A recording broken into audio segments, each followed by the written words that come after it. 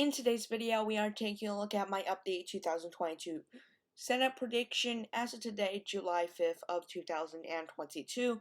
That's right, we're just over 4 months away from the midterms. Starting with the safe Democratic states, Oregon, California, New York, Connecticut, Vermont, and the state of Maryland are being considered safe for the Democratic Party, as well as that the state of Hawaii, which gives the Democrats a total of 43 seats. The Republicans will hold Idaho, Utah, the Dakotas, Kansas, Oklahoma, and its special election, Arkansas, Louisiana, Alabama, Kentucky, Indiana, Missouri, and the state of Iowa, as well as that the state of Alaska, which is likely going to go to runoff between two Republicans, and South Carolina, with Tim Scott being the incumbent Republican. This does give the Republicans a two-seat advantage over the Democratic Party, but the Democrats also have a couple of likely states. Those states being Washington and Illinois, which the Democrats I do expect to win, but their margins are going to be likely closer compared to the other safe Democratic seats. There are a couple of likely Republican seats as well, starting with the state of Ohio, which went to the Republican incumbent in the Senate level, went to the Republican incumbent in 2016 by a very substantial margin. If I pull it up right here, by a margin of 20.9 points. That being said, the incumbent there is retiring. I do expect J.D. Vance to win by about 8 or 9 points, maybe 7 to 8 points. I'm not super sure about that, but it should be a likely margin. The state of Florida with Marco Rubio, pretty strong incumbent there, won by 7.7 points in 2016, likely going to experience about a 10-point margin in 2022. For state of North Carolina here, I do have Cherry Beasley losing the seat to Ted Budd. Cherry Beasley, a mediocre candidate, did win that Supreme Court race, did lose that Supreme Court race by 0.0 something percent, but again, the national environment is not really for her, and Ted Budd is definitely a better candidate than Pat McCrory. The final likely Republican state will be Wisconsin with Ron Johnson.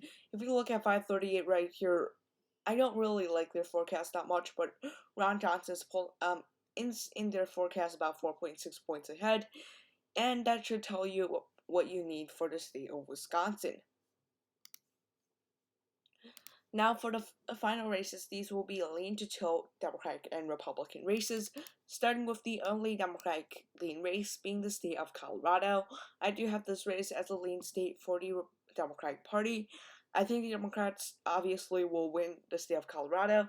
It's a deep blue state, especially turning blue in recent years, but the national environment is not helpful for the Democratic Party, and Joe O'Dea is a better candidate than his other primary opponent, so that should give the Republicans a slightly better shot at Colorado. That being said, they are not going to win this race.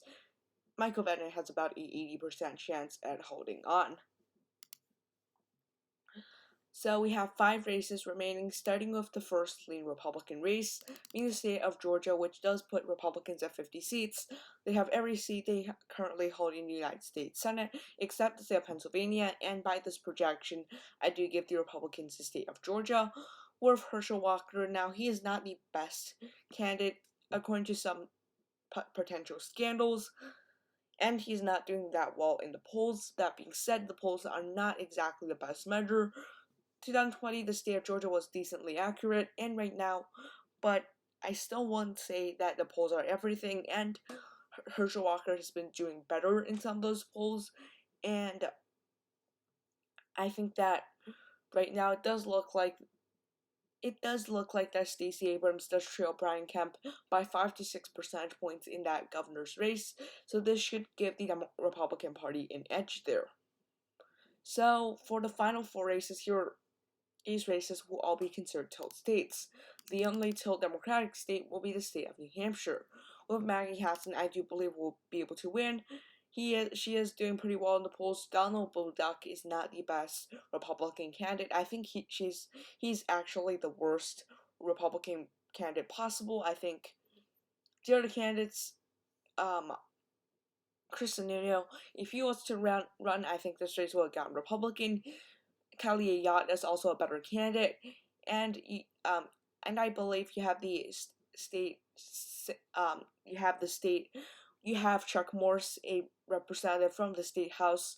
I think he will also do a better job than Donald C. Duck.